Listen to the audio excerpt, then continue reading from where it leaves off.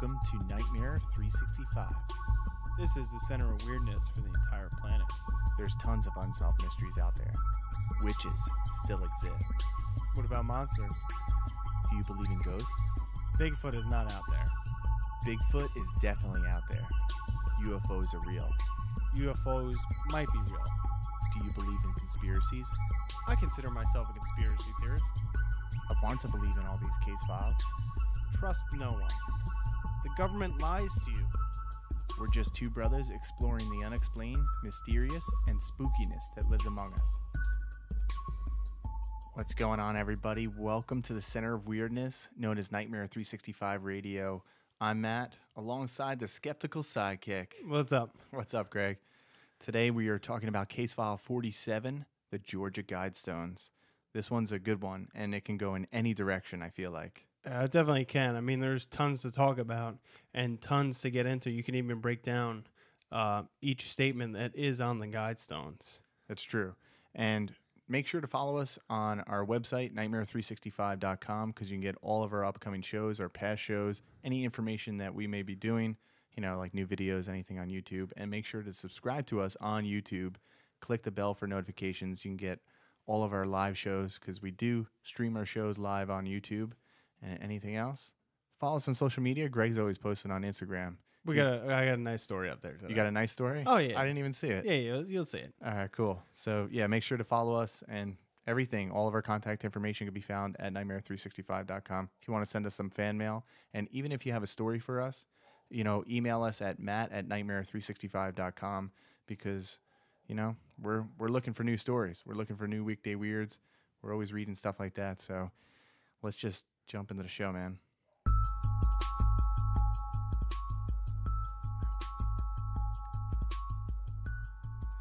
Today we are opening up the Erie Vault for case file 47, the Georgia Guidestones. I'd say we start with just where they are, a little background of the Georgia Guidestones, which I'm sure people know about by now, because there's tons of videos, documentaries, YouTube, you know, channels have done this exhaustively, of just all this information about the Georgia Guidestones. There's all these different conspiracies, and I think it's one of the main conspiracy theories, like the top 10. I think that's one. Really? I think that's got to be in there. Yeah, the Georgia Guidestones.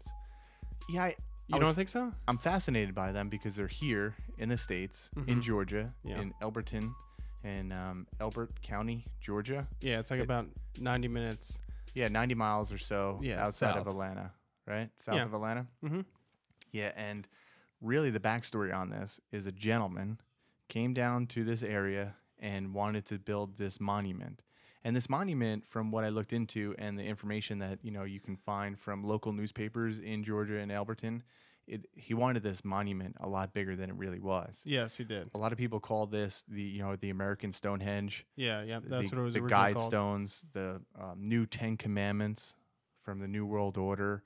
I mean, there's all associations with like witchcraft, New World Order, globalism, cults, you name it. Like, people have all these different theories on the Georgia Guidestones itself.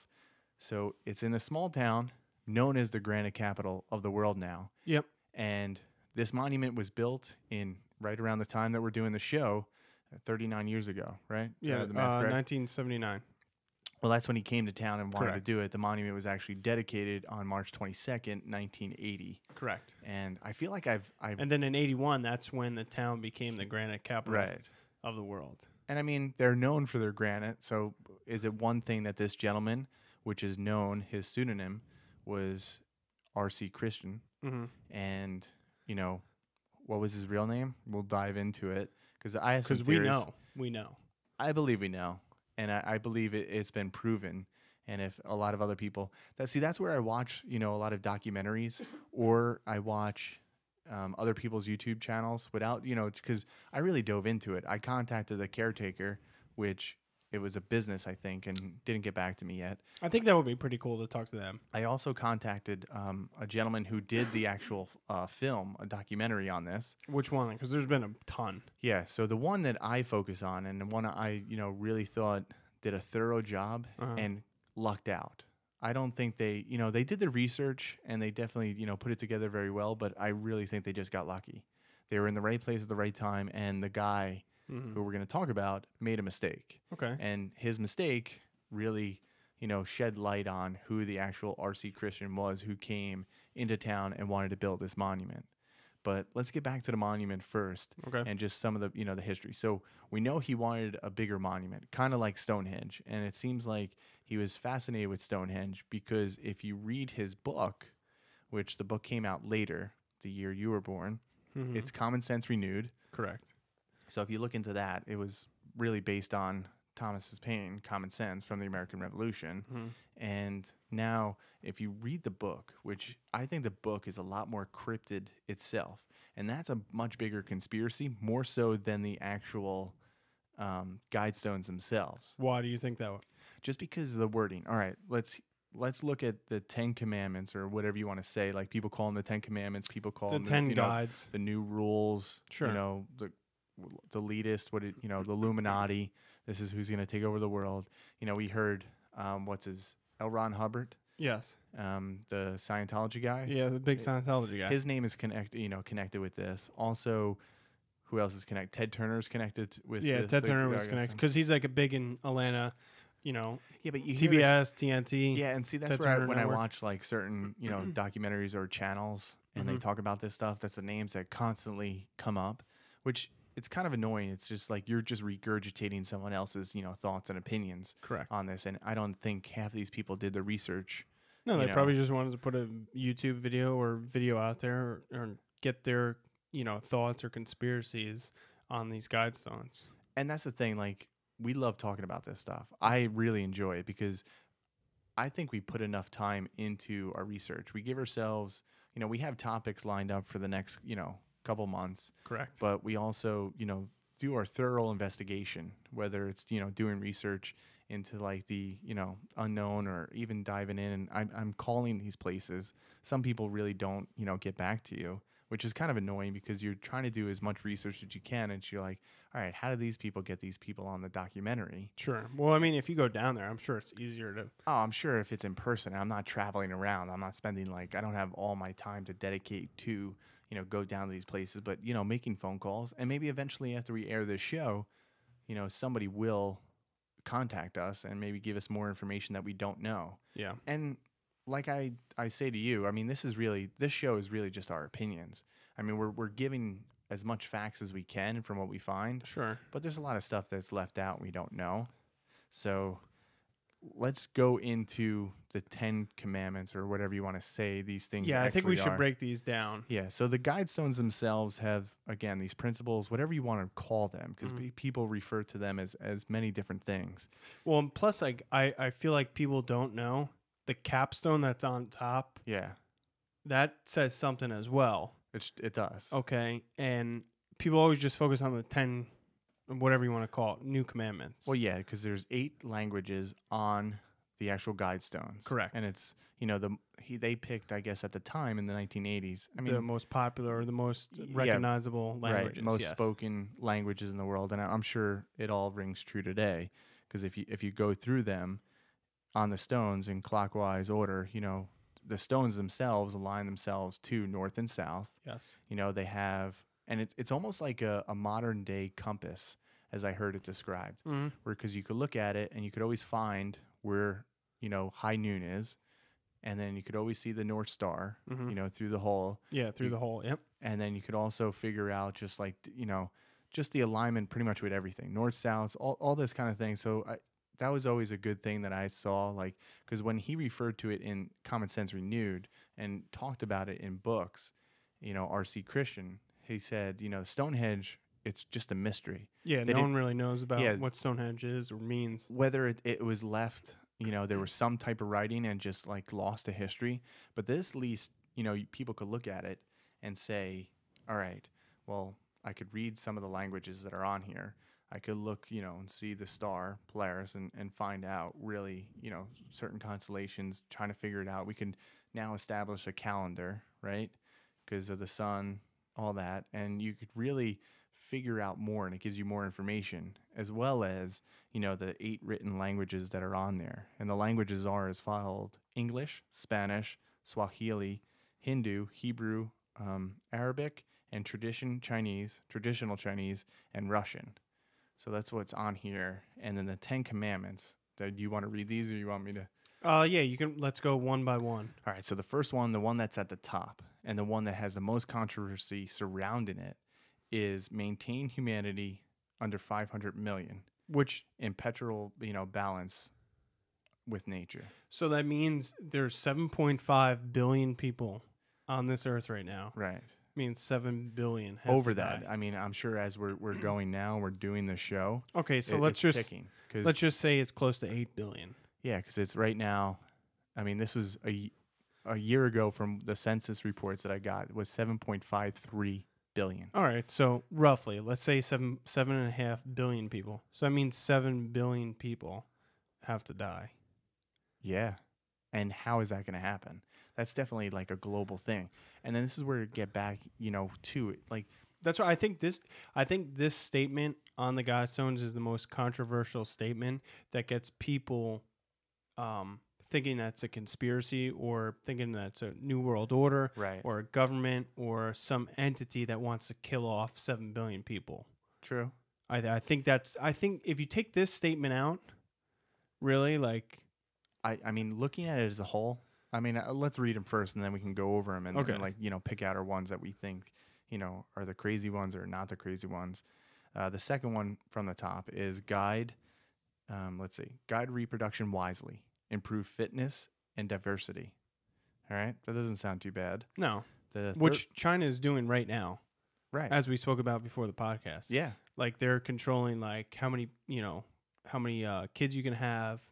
And stuff like that. So people are actually doing that right now.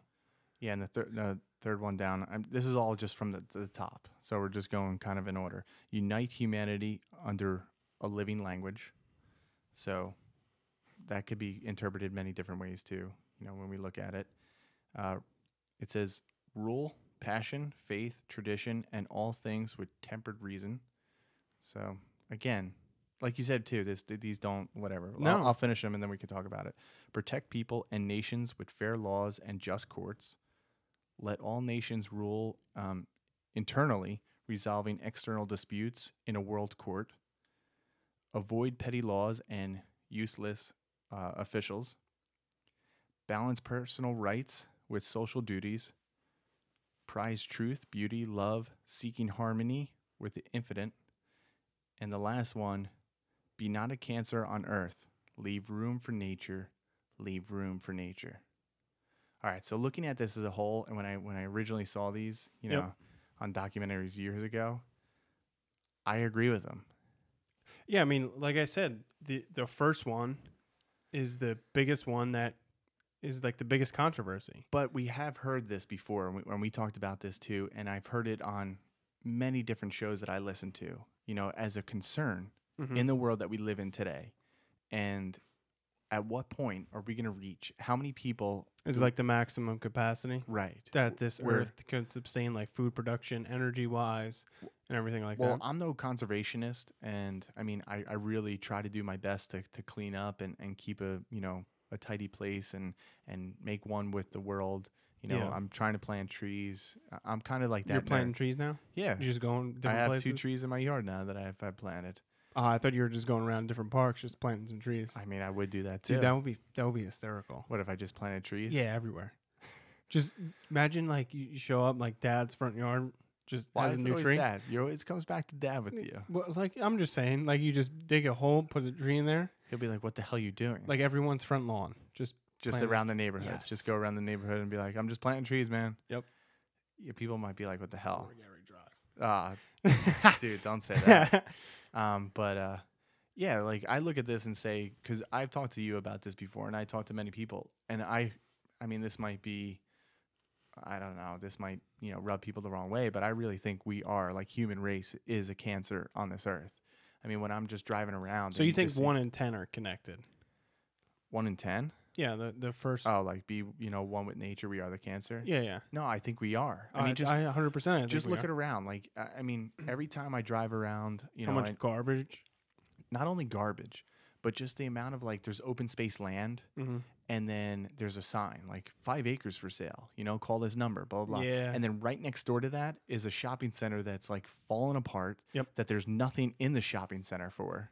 And granted, I understand that people own these, so different companies or different individuals own these properties. But at the same time, it's like, what the fuck are we doing? Yeah, like how much do we really need? Like, because if you look where we live, Right. they're building another pharmacy. Right. Like we really need one. No, because there's tons of them in driving distance. And Yeah. they'll be like, well, it's convenient. It's more convenient for these people on this side of the town. Like, stop. You can't drive. Like, think about, like... We're too convenient nowadays. Yeah, society is too convenient. So that's where I do believe just what he's saying too. And a lot of people look at this stuff and say, all right, well, this person's, either I've heard terms like this is a racist thing. This is, like a globalist thing. This is, bullshit that they're trying to control us. But a lot of this stuff, if you read it and you just take it at face value, you're not like really interpreting some of this stuff. Think of it when it was actually built and conceived. Right. And it was in the height of the Cold War. So I think the person behind this really was, or really thought that there was going to be a global phenomenon that was going to kill, billions of people, and that they were going to have to start over. And like, this would be like a good rule to start with. It does make sense. I mean, because then it could also make sense. Like I've heard theories too, where the town itself erected this, and they put this whole big mystery behind this. I could see that. Just to like draw people in to this granite capital of the world. Yeah. So that's another thing. Maybe this person does not even exist, who actually came down and picked this little town in Georgia to build the Guidestones. Well, we'll get back to that later because I want to talk about the bank manager who actually dealt with the guy. Yeah, this guy is the pivotal guy. So if anybody doesn't mention this guy in their their talkings of the Guidestones, it is missing out. Correct. But like let's look at the second one, right? So guide reproduction. Okay. That I think just goes along with the first one, is not just maybe. Well, so some concerns may be like you're taking the right out of an individual. Yeah, and I agree with that. Like like you said, China. China's different than the United States here, as we're not a communist kind of country. No. But like now people, like imagine you went to somebody and you said, all right, you already have 2 kids, that's enough. You can't have any more. And they'll be like, no, we want another one. Yeah. I mean, maybe in a sense it is selfish to, keep bringing children into this world. It's like, well, like if you have the means, to provide for them, have at it. Like I don't, but I think way too many people bring children into the world that can't, provide for them. And I think that's doing a disservice to the child as well as society, because then it burdens the people that are already here. Yeah, it does. So, but and then again, it gets back to the point where it's like, all right, you can't tell me what to do. I get that. So, I mean, you're always going to have either side of the coin saying, all right, this is really good, which I agree. I mean, at what point are we going to say that there's not enough resources? And that's really the biggest thing.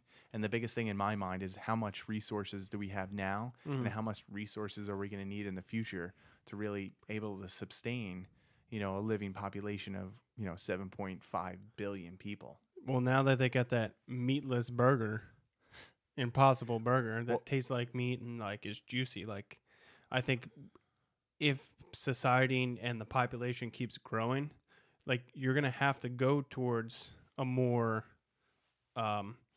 food production as that, instead of what we're used to. No, it's true. And how is that going to evolve like us as humans with our genetics? I think that's just going to mess us up because we're not programmed to eat that way.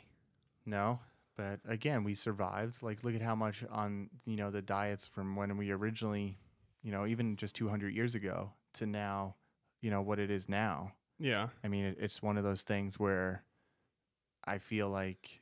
But like, don't you feel better when you don't eat processed food and you don't eat canned food, when you just eat like meats and vegetables? Oh yeah, I'm doing a diet right now. I'm on like the 10-day. You on the keto diet?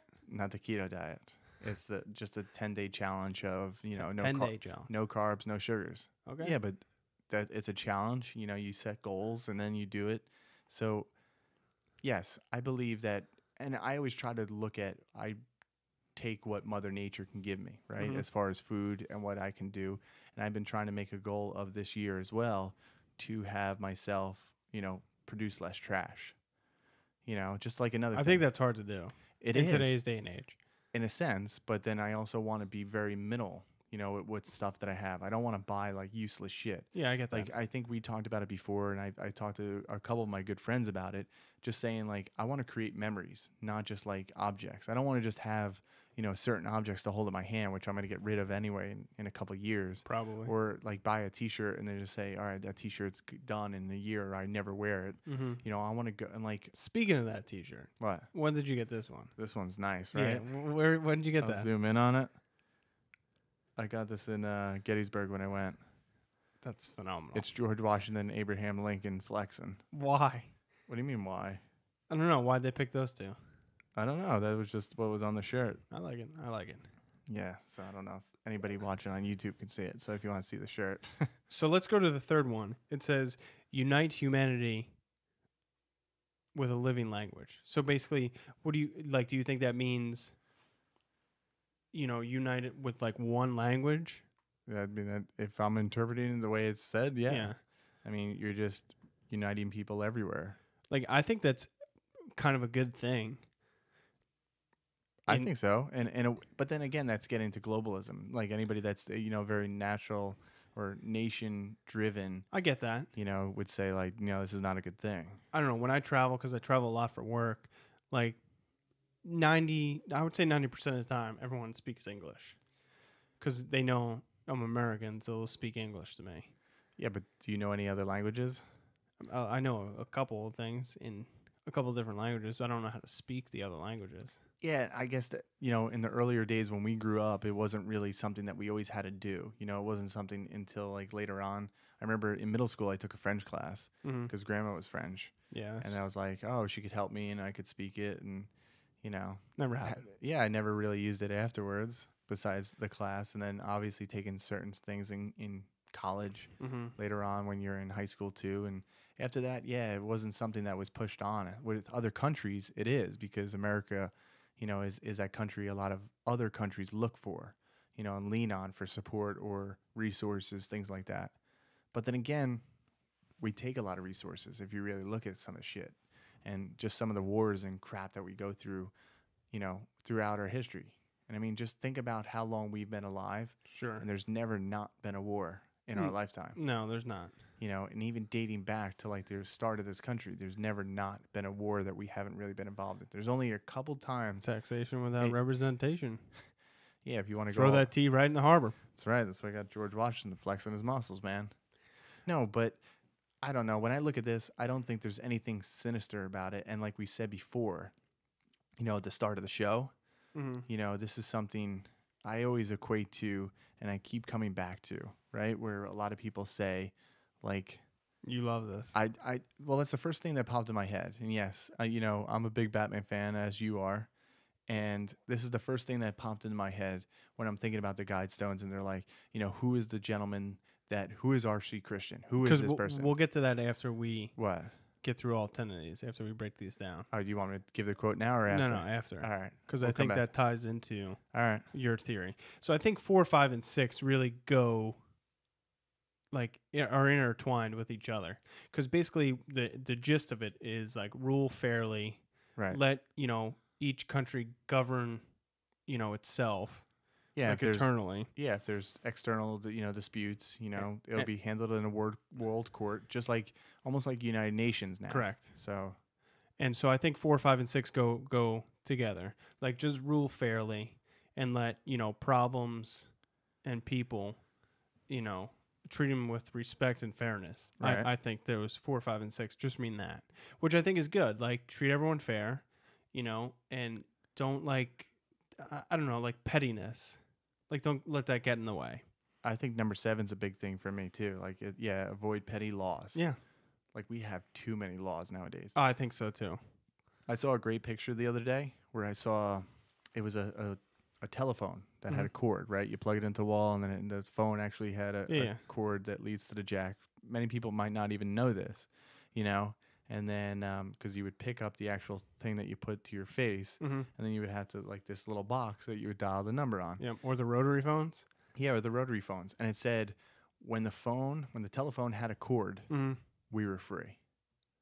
Oh, yeah, 100%. I think so. Because it was in one place. Like, it had to be, in your house somewhere. Correct. Put up. So it's not something that we carry around. And I think, see that? And that comes back to my point where being free, right? To, get rid of these petty laws. Like, nowadays, just even what's going on in our own state without getting too political, like, there's just more laws on top of more laws that are always being passed every day. And it's like... Speaking of that, what? Did you see today? What? Or over the weekend?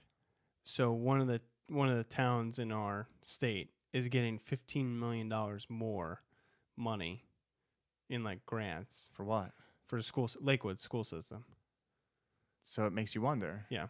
So it's just all this bullshit, and it's like, why? Yeah. We elect these people. Well, I think we waste too much money. Oh, we do. Number one, well, we waste too much. That's the same thing with too. Like, even if you looked at, like, the numbers that voted in the presidential election in our state was pretty high. Yeah. And then 40% less. I think it was between 40 and 50% less voted for our governor in our state. So more people take an account of, like, the big election, which I always call it, like, the Super Bowl, which the presidential election, which majority of the time doesn't really have, it has an effect on you, but it doesn't not have as nearly that as much, right, as a governor may have effect on you, but not as many people go out and vote for that. And that's where I think we're, like, so disconnected, and these politicians keep spending our money and doing this shit. And then we kind of, like, it just goes into a cycle again. And another 4 years, we're going to be like, it's going to be the same stupid topics, the same stupid shit, and they're all the same, and they're all going to do the same shit. I hate politics. Well, yeah. And I mean, as much as I love history, politics, it's just a shit show.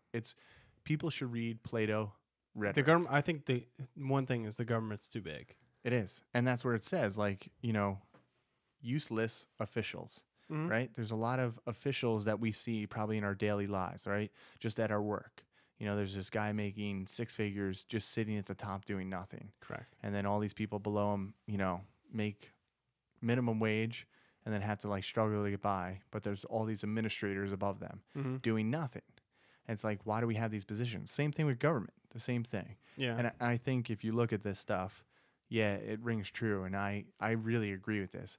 Now, you want to say, like, the 500 million, that could just be, I could just look at that and just say it's resource based. Yeah. I could just say it's resource based, and that's really what I'm going by. It's not like that I want to kill people, but I just know, like, 700. But so you think only 500 million people, let's just say. I don't know where did they get this number from? Yeah, see, that's the only thing I would like to know about this list is why they pick 500 million. Like, why couldn't it be 1 billion spread across the world? Like, if you spread 1 billion people across the world, I think that would be totally fine.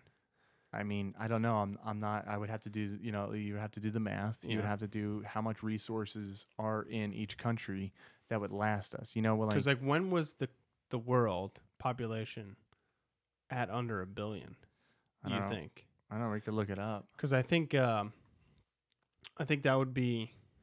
Well, just in 1965, it was 3.325 billion. Mm-hmm. So, I mean, if we want to go, explore a little bit more, we can, because I have the list up here. So, just under 1 billion. Yeah, you're going to have to keep going back, man. So. Yeah, so, I mean, what would you think, like, the turn of the century, 1900s?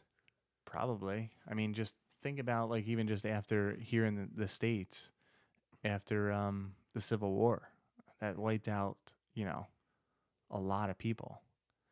So, I don't know. I don't know where they get their numbers from, and I don't know where. So 1900 was 1.6 billion people. All right. Was it a better time?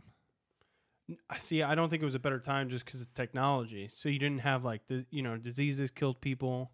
I think, technology is, like, a good and a bad thing. Well, we talked about that, and I think we want to do, like, a show on it where we talk about how, like, social media, I think, is just killing us. Not killing us in a sense that it really is killing us, but it's just making us, Here you go. What? 1804, 1 billion people. 1804. Yeah, now, like, where it's come. So in the 100 years from 1800s, let's say to 1900s, there was only a 600 million, growth. Okay. From 1900 to 2000, okay, there were 6 billion people. That's nuts. It's a big jump, but like you said, like technology, vaccines, and just the way we live our daily lives. Look at how comfortable our daily lives is. Well, I think, here's I don't know, I guess this is the philosophy that I kind of live. Like, I hate that life has become so convenient and so easy. Because when people... I love it, man. I love going home and sitting on my chair. No, I do too, watching but TV. But just think about it, when people actually had to work with their hands for either a living or to get food. Now everything is let's just order Uber Eats right off your phone. And which I find funny too is when we were growing up, remember it was don't talk to strangers, don't get in a stranger's car, don't take, food or anything from strangers. Yeah. Now what do? You order, a car on the internet from your phone. Yeah. Get in the car with a stranger that you never met and go to a place with him or with her. I think that's kind of funny. We evolved so much that that's just normal now. Yeah, but it's also different too, because remember when back in the day when we were thirsty, we just eat, drink from the garden hose. Oh, I still do, man. And then now nobody does that because of all this, contamination. So that goes back. Why? I still do. No, but you know what I'm saying. But nowadays, that plays into a role of a lot of people. Let me ask you something. What? Do you pee in your backyard? Do I pee in my backyard? Yeah. You're outside working. Do you pee? Yeah, if I'm there and I don't want to run in, I'm all sweaty and dirty. Yeah, okay. Like when I'm out working by the pool and in the yard planting the trees. So I'm not the only one. No. Okay. Are you George Costanza peeing in the shower? Yeah, I pee in the shower. Yeah, they're all pipes. pipes. They're all connected. Yes, they are all connected. But I don't know. So these 10 rules. Yeah. I really think aren't bad. If you just take out the first one. Even the first one, whatever. Wherever they're throwing out this number, who are these people to throw out this number? Well, we don't know. So let's get into this. All right, let's get now into read it. your quote. Well, I'll read my quote. Yeah. My favorite quote of the whole world. It's it's from Batman. Batman Begins. Batman Begins. So it says, people need dramatic examples to shake them out of empathy. As a man, I'm flesh and blood. I can be ignored. I can be destroyed. But as a symbol, I'm incorruptible. I can be everlasting. And that's what I think these Georgia Guidestones are. So thinking about that quote and looking at the Guidestones, if, let's say, our name was attached to it, let's say Matt, right? You built these Guidestones. So everyone can attack their anger to you. Right. And I don't think it would be such a big deal or mystery or gotten so much publicity if somebody attached their name to it. I think it's very true. So I think that's I think that's probably the main reason why this gentleman or group of people wanted to keep themselves anonymous. Yeah. So people could go there and it would be mysterious and it would be kind of a thing to do is to go read these, because it's not an ideal of some person. Is basically you can create in your own mind, each individual person, and which people have, what it means. Yeah. I mean, think of how many monuments are in this state, right? Have you been to all of them? No, of course not. But they're erected for a certain purpose and a reason. They're not Correct. This air of mystery around them like the Guidestones themselves. Correct. And I think that's why. Stonehenge. Why do people go to see stones just erected? Because it's a mystery. It's a mystery. And people love mysteries. Correct. Me on the show, why I wanted to start the show is I love mysteries. I love stories. I love a good mystery. And I think at the end of the day, I do like the air of mystery, and I hope we don't solve a lot of them. Like Bigfoot. Imagine if we really did solve Bigfoot. Would it have the big, picture? I thought of this the other day. Think if you see a bear. Do you see a bear and do you think twice about it? No. No. I've never seen a moose, though. I would like to see a moose. Really? You've seen a moose? I want to see it up close. How close? 10 feet. Maybe we will this summer. So, I was thinking about this over the weekend. Bigfoot. Do you think Bigfoot's dog is the chupacabra? Right? Where did this come from? I don't know, because the chupacabra, people don't think it exists. Bigfoot, people don't think it exists. Imagine Bigfoot and the chupacabra. He's walking it on a leash in the woods. So Bigfoot's Mexican. No, he could be. Very well, right? You don't know that. That'd be amazing if it was. Just That would be like the biggest. the Bigfoot and the Chupacabra just walking around It together. would just be one of those biggest. I don't know what would you call that? It's like, I guess it is in a way just like a weird, bizarre twist to the whole thing. Like we believe that these are the biggest mysteries, Just blew your mind. and right then there. just like it's out there Goddamn Bigfoot just rolling around with the Chupacabra in the caves, in the caves. in the woods. Yeah, So- that'd be sweet, man. So yeah, I think that's why people gravitate, and this is still such a big deal 40 something years later Yeah, it's just Is- about 40 years. because it's a mystery. Next Because no one really knows except the bank manager who This dealt guy. with Wyatt Martin. R.C. Christian. Wyatt Martin was the bank manager who came into contact with him. He wasn't the first person to come in contact with him because R.C. Christian went to the granite industry first and then, proposed his idea. He had this wooden cutout of it, Mm-hmm. and then he showed them and he said, this is, what I want to do. How much is it going to cost? And the original design, too, if you actually look in the paper that's there, the star, I Mhm. believe, and you could see like what he originally wanted to do, almost like Stonehenge, where it had the inner ring, which is like these 10 guides on the 4 different slabs, the capstone. Yep. And on top of the capstone, he did want to have like almost like this pyramid shape that had like an all-seeing eye. So then again, people connect that with, all right, it's Illuminati, Mm-hmm. and Or the Freemasons. which, getting to the Freemasons point, a lot of the people that worked on this, and this is from town officials themselves, Yeah. and also the caretaker, is, I don't know if he said like everybody, but he said everybody that worked on this project was a Freemason. And even the one guy in the video that I really like, the documentary, he is wearing a Freemason ring. Okay. So it makes you wonder, Is it connected to the Freemason? is it connected? Did the town put it up because they wanted to put it up? And is it some type of Freemason, rite? Mm-hmm. And if you look into it, one of the, and this is where it like really gets like creepy and I guess you would say mysterious and sinister, Yeah. because, some of the connections between Freemasons and the Rosicrucians. And if you look at the, I believe it's I have it written in the notes, the 18th rite Yeah. is connected with the Freemasons and the Rosicrucians. So So that's like another big connection, though, is R.C. Rosicrucian. People think like, since that like pamphlet, right, Rose Cross, yeah, RC. was written anonymously, that this is kind of like intertwined with that. It's the same initials. It's the same like anonymous like feel to it, Right. and how it started like a movement. Yes, and the guy, the banker guy, like we have a good description of the gentleman who is R.C. Christian, Yeah. which they say, like, and the banker does say that in a lot of the documentaries. Wyatt Martin says, he was a guy from the Midwest Mhm. somewhere. We're not really sure. A lot of people speculate on that. He was a white gentleman, bald, kind of white hair, glasses, and he spoke with like a heavy accent. And that's like the old description that we get from what R.C. Christian, who he was, what he was doing. And then the guy, I give him credit. Maybe it's a different time, back then. Well, yeah, because he did say to the bank manager did say to R.C. He said, "Why don't you just come out and put your name on it?" And R.C. said to him basically that What Batman said. what Batman said, like the Yes. symbol. If I came out and said it, it would just be another guy erecting a monument, True. as opposed to a symbol. So the bank manager left it as that. He said, "Okay, no problem." Yeah. Like, and he did have like back and forth letters with him, He you know, did. back and forth correspondence with him.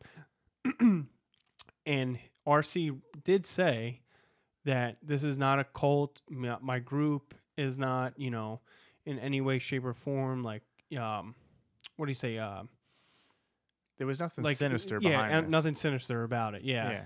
And he wanted to just be like a guide. He didn't want it to, any religion, any sinister meaning, or any cult meaning, or anything like that. He didn't even want it to be like a place where people would go to like worship And people do. their cult or their demigod or anything like that.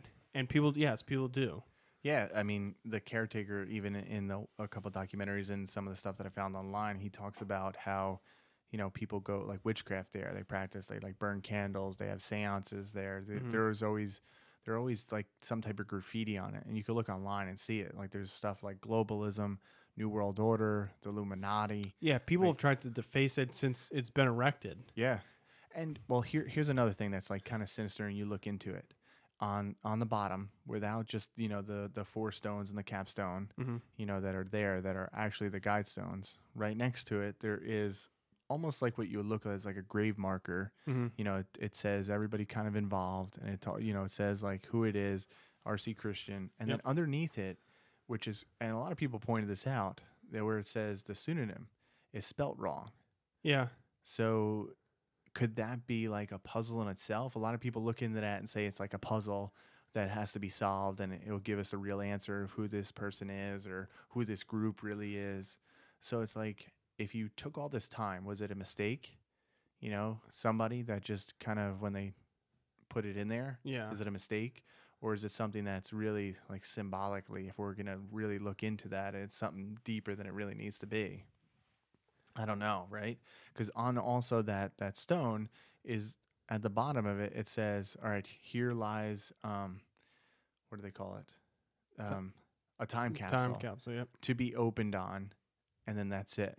There's no date, no nothing. And even when you ask some of the people that were in connection with building this monument, they'll say, oh, I don't know. I don't know. Even like Wyatt Martin said, I don't know. The construction people, I don't know. You think it's ever going to be open, the time capsule? There's been reports, too, that people go there and they dig and they don't find anything, or they get caught, because there is surveillance cameras there. Yeah. And a lot of people are like, oh, they're watching us.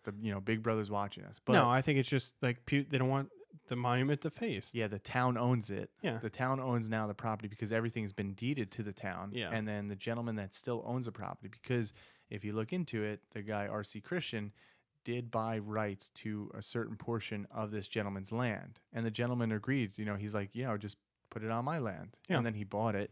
And then he deeded everything to the county there. And then also the gentleman to still have grazing rights on the land, farming, anything that they wanted to do. But everything was left in the town to make sure that nothing was, built there, or that this thing would be destroyed. And I think it's a benefit for the town, just because of the fact that so many people go to the Georgia Guidestones. Like, it's almost like a roadside destination, I think, that people go there, and like the town gets exposure because they are the granite capital of the world. And if you think about it, it's good for them. Oh, it is. Because I'm sure it generates business for that town. So why wouldn't they want to keep upkeep on the property? No, it's true. But there is a lot of people that I read reports that the town folks too, like they just think it is something like scary. They think it's, people from outside that's, coming there, like, maybe like cults or anything. They get weary about that stuff, because there was a lot of reports where they say they're kind of upset in a way that this is in their town, because it, unwarranted like visitors that they don't want in their town. Well, yeah, come and like do stupid shit. Oh, I could see that. When people come in and like want to, whatever cult they want to, I don't know, I guess represent or whatever they're trying to do there. Yeah. Like I could see why the townspeople are like kind of pissed about it. Yeah. Yeah, I would be too. And I mean, there's just so much that really, I don't know, goes into some of this stuff. And yeah, I just wanted to bring up like the, different spelling of it, and again, this is, I'm really curious if they did, or they had intentions of putting up a time capsule. But like, that's the last thing on the stone. It's just funny. Placed 6 feet below the spot on, there's no date, to be opened on, no date. Maybe they didn't put it. Yeah, maybe it wasn't. And a lot of people too look at, the different like dimensions of it. Yeah, physical dimensions of the guidestones themselves, and be like, well, it's 19 feet high, 3 inches. That represents, like this and that. Which I don't think anything of it. I don't think anything of it. I wonder what the original, like if his original plan came to fruition, what those dimensions, he wanted to be. Well, it like I said, it looked like his original plans had the structure that's there now, and then an outer ring. Yeah, so I wonder what that... I don't know if it would be more. And see, this is where I don't think they're as sinister as, if you really look into it, if you look into the Common Sense Renewed and you read that and read just some excerpts from it, I didn't read the whole book, but if you look at some of the stuff and it goes into more detail. Yeah, so I think let's talk about that now. All right. Yeah, it just goes into more detail about like population control, how to do it. You know, like he talks about certain vaccinations and, you know, like governments getting involved. So that's where a lot of people, if they did their homework and read on it, that's where I could say like, all right, now I believe you, like somebody's trying to do something more than just give us guidelines to live by if an apocalypse did happen. Yeah. So you could say that the new Common Sense is basically how to carry out some of these more malicious things if people wanted to point towards that. Yeah, and the same thing too, like he does talk about, which in the book, and depending on who wrote this book, you know, they look at it and just say we're, you know, guide reproduction wisely. Also about I like the improving fitness one. I like that one. Improving fitness, but yeah, also diversity, right? But then in the book, it kind of contradicts that a little bit. Yeah. You know, and it says like, which it kind of sucks, and almost like to the point where you made before about like how it just say like, you know, if you have the means to bring people in the world, by all means do that, and you know, be able to support them financially and, you know, feeding them. But in the book, it talks about how, like, in certain poor nations where we have to allocate resources to help them, they shouldn't be allowed to, like, reproduce. Not that they shouldn't be allowed, but we should really govern how they reproduce. Well, just see, because I tend to agree with that, though. Because why? I don't know. It gets back to that's. I mean, it could be very. It's very political because it's like, very because like, why am I spending my money? I get it, to help you when you can't help yourself. I understand, but then again, you're telling a person no matter what, like you can't like bring somebody in this world or you can't do something. Okay, I understand that, but then why am I like burdened to helping you? Well, this is going much deeper because it's talking about other countries, right? I get that. We don't really, in a sense, aren't burdened by these people. Like if you live in a third world nation, technically we are though. Because like the amount of, you know, aid and money we give to other countries. Right, but is that our own fault? Is that our government's fault? I think it's, yes, our government's fault. And that gets back to... useless officials, petty laws. Let all nations rule internally. Resolving...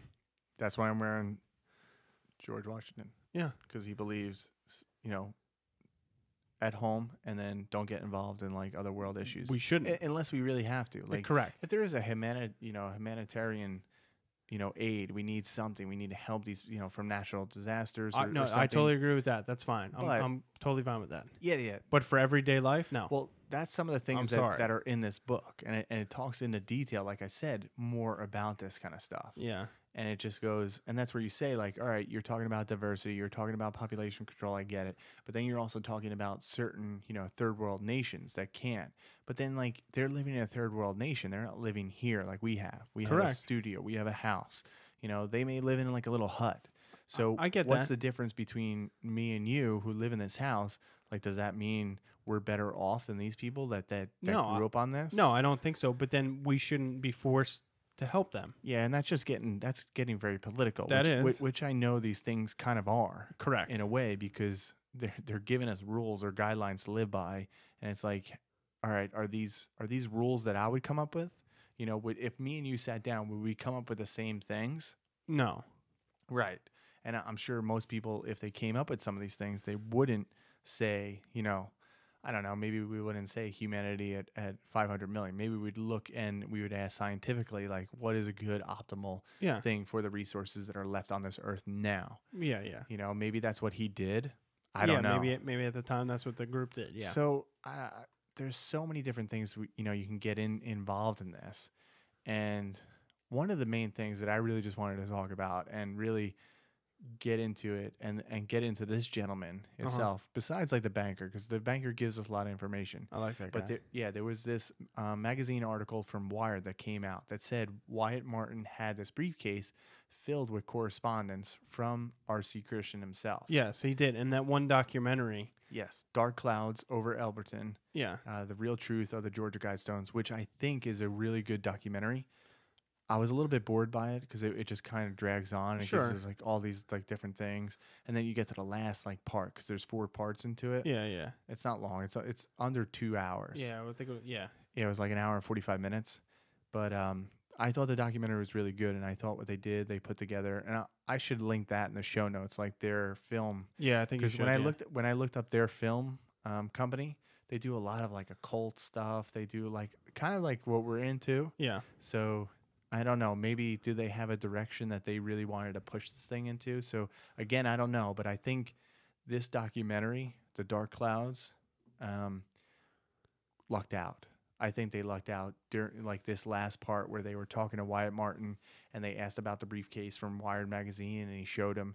He opened it up. You know, he's looking through stuff. He's like, "Oh, don't zoom in on certain things." He's because he had the correspondence with R.C. Christian. And there was a letter that kind of, was right there that he's like, "Oh, block out the address," because there was a return stamp on it. Yes, there was. And it told you exactly where it came from. Mm-hmm. And then these gentlemen did their homework, did their research, it seemed like. Which is good. And they found this guy, Robert Merriman, who the address linked up to. And then when they went to the town, and it's funny because one of the guys in that documentary talked about meeting R.C. Christian as well, mm-hmm. and saying I was under the impression that I couldn't divulge or ask certain questions or tell his real name. I just had to ask certain questions for the museum. And he said he had a very thick accent. He described the guy, and he said oh, he's probably from Iowa or something, blah blah blah. And then it turns out, mm-hmm. see, I don't know if that's a coincidence, if they kind of placed that in there, but I really believe that this guy that they found, not Merriman, because they made connections with the book company that came out, which we talked about, Common Sense Renewed. Mm-hmm. They made connections with the guy Merriman and this guy, Herbert H. Kirsten. And they put the pieces together and they all fit, the way this guy looked from as a white guy, Midwest kind of guy, had that accent, wore glasses, was bald. They kind of put in the timeline too, because if you read some of and it was cool, they took screenshots when the guy, Wyatt Martin, was holding up some of the letters. And it was oh, it's 1998. I'm 80 or 75 years old. I'm not in the greatest health. I'm doing blah, blah, goes on and on. So they put everything together. His age matched up perfectly. Yeah. And when they went down there to visit and where this guy was from, they went to his gravesite, and it was born on the same exact time. And even Wyatt Martin in the documentary said, he died after 2000. Yeah. This guy died in 2005. And on his gravestone, see, this is where it gets me. It says, how you could put anything? Yeah. It says physician, conservationist. And then they looked at his bio in the library and then looked into more about this gentleman. And there was a lot of same similarities and writings and teachings and beliefs that he had, mm-hmm. like the 10 guidelines on the stones themselves, where he talked about controlling population, controlling reproduction. He was a Christian. Mm-hmm.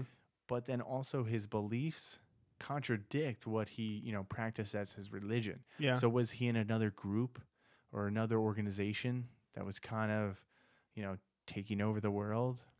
Yeah, I mean, that is something to think about. I believe this guy is the legit guy. So you think that the first guy, Robert, was just a front man? Well, for Charles? Well, they knew each other. And the documentary talked to people, family members, and they knew each other. They hung out with each other. So, yeah, but I'm saying, so they're part of that group. Yeah. There's got to be more. There has to be. So who are these gentlemen? And that's where I would have liked to seen the documentary go. Yeah. And to say all right, were they part of any organization? But they did believe in some weird philosophies. Sure. They did follow, and I mean, it was a different time. They grew up in the 20s. He was born in 1920 and he died in 2005. And there was a lot of connections which they made in the thing to the Ku Klux Klan, to a lot of these other people that had these weird, but then again, what they believed in contradicted what he actually wrote on the Guidestones. Because where it talked about diversity, uniting, all this other stuff, supposedly in their, personal beliefs, they didn't believe that. Or the people that they followed believed. And that's where I thought it was a stretch, because you don't know. Yeah, you really don't know. But I think, I don't know, what really, when I watched it, what I took out of it was, let's say Charles was the guy RC Christian, right? But if you get a group of people together, let's say like 5 or 10, Right. they're all going to have different ideas that they want to have in this. Right. Maybe they all just got to pick like one of those commandments, True. as you could say. So maybe he really didn't believe in a couple of these, but the group collectively did. And that's where I think the biggest mystery lies. It's not in the Guidestones themselves. Because if you link this gentleman, Herbert Christian, into it, you know, you look at it and you take Robert's first name and this guy's initial, which again, I mean, Robert Christian. Yeah, you can RC Christian. You can make a connection to it. And is that what this documentary was going for? Did they kind of just luck out? But I really think this documentary lucked out. They wanted to interview these people. They wanted to see if they can get any information, and they did. The guy made a mistake, and they got an address. You know, so. But then again, it goes back to that mystery. Sure. It goes back to like, all right, this is probably a bigger mystery than we know. But I think that's really where the mystery lies. So you don't in this gentleman and what this group wanted to represent. It may be a great group. Like it may be like me and you, where we say like, let's get together, let's get a couple people, let's get the ghosts back in here and talk about how we can create something and just erect this. Imagine if we put something in our town. That would be awesome. And just put it up and then just, you know, like just bizarre shit. Yeah. Like just have the most egregious crap on there and then let people like figure it out. Yeah. And then see how much national attention it comes in. Oh, 100% it would. Well, I read an article too. Like there was this guy in Brooklyn. There was this artist that used to do this. That used to have like erect certain things. And there was one in Battery Park in New York where he said like, you know, don't forget the whole thing. I don't remember verbatim, but like the whole thing was like, don't forget like the 1925 elephant stampede where like millions died. Sure. And then they had like this little monument that he erected and people really thought this shit was true. And it was just funny. And some people get duped by it because they don't do the research. Other people, like these people from the Dark Clouds, do enough research where maybe it uncovers. But then again, it makes us and the general public always question everything now. Yeah, no, it definitely does. But like, so you don't believe like this is a conspiracy by like the government to control the world or like New World Order, Freemasonry, no way, or any of the other groups, no, Illuminati, to control the world and control the population. I don't think that at all with this at all. I really think it was just a group. This gentleman represented a group because he always talked about we. He always talked about like the group. And I think this gentleman just represented a group that they had a point of view that they wanted to express. They obviously wrote a book about it, you know, Common Sense Renewed. So anybody that wants to dive in deeper, who gives a shit about the Guidestones? You want to go there? It's a landmark. Go there, and you know what they say. Sure. You know what's on there. Yeah, it's just somewhere cool to, you know, take a photo with. Yeah. Go read this book and then formulate an opinion, because then you could really understand their opinion and really understand how like kind of aggressive they were in a way to what they really believed. And it's not a far stretch though to like see why they believe what they believe. Let's say they were all born around 1920. Right. So you grew up like in the Depression, right? All the way through World War II to, you know, the Cold War. So those like three things I'm sure had a lot to do with shaping their beliefs and where the world was going. Oh yeah, they probably thought like it was going to end, and a lot of people think that too. Like I remember one documentary I saw was made before I think 2012, and they're like, you know, the world's going to end. The Mayans predicted it, like the Georgia Guidestones, all this other stuff, and it's just like, I get it, but then how many like it almost makes me, which I love these stories, but it always gets me too. Because then I'm at the end of just saying to myself, like, most of this is just fucking bullshit. Skeptical sidekick. You're the skeptical sidekick. Well, apparently you are. No, because I believe there's certain more into the story, but it's not what we think. Yeah, I get that. I think if you look at this gentleman and his group, like, what did they believe? Yeah. Were they a bigger group? Were they a part of something bigger, you know, that we may not know about it, you know? But then again, like after a while, it's been 39 years, like nothing's happened. So, Correct. You know, there's been no catastrophic event that really plagued the earth here that would really need this. So, not yet. I mean, the way I think about it too, where people always talk about, because how many times have people talked about the Illuminati taking over the world, or the Masons taking over the world, or Skull and Bones, New anything. World Order? Yep. Maybe they already did take over the world. We just don't know it. We don't know it, because if I look at it and I'm saying like, all right, well, if this person dies, you know, what did they have to show for it? They're dead. Like, they owned everything. Cool, they're rich. But then it's like, I don't know. Maybe it is certain families. Maybe like, you know, we see the Bush family. You know, they keep getting elected, Sure. or all these people that are in politics is kind of like a family affair thing, where maybe it is true. And then see, that's where I kind of get nervous, because it's kind of the same people that we elect year after year. It's the same families. They're always in the spotlight. So maybe there really is. And like we said, politically, and this is where like I hate politics, because if you look at it, things change, but always things stay the same. Exactly. Right? I get it. It's just a new name, and it's like, all right, well, shit, we can't get this guy in office, or we can't get this girl in office, but like, let's put him in power somehow, or let's elect this official. But it's the same shit over and over again. We have the same issues. So maybe really we are living and we aren't free. You know, and that's what scares me more than like this impending doom stuff, like the Mayan calendar where the world's going to end. Because if shit happens like that, the world's going to end. But I am fascinated because recently I've been watching The Walking Dead, and there's sometimes secretly, which is terrible, I would love that shit to happen. Nope. Like, I'm good. I would love if chaos happened like that.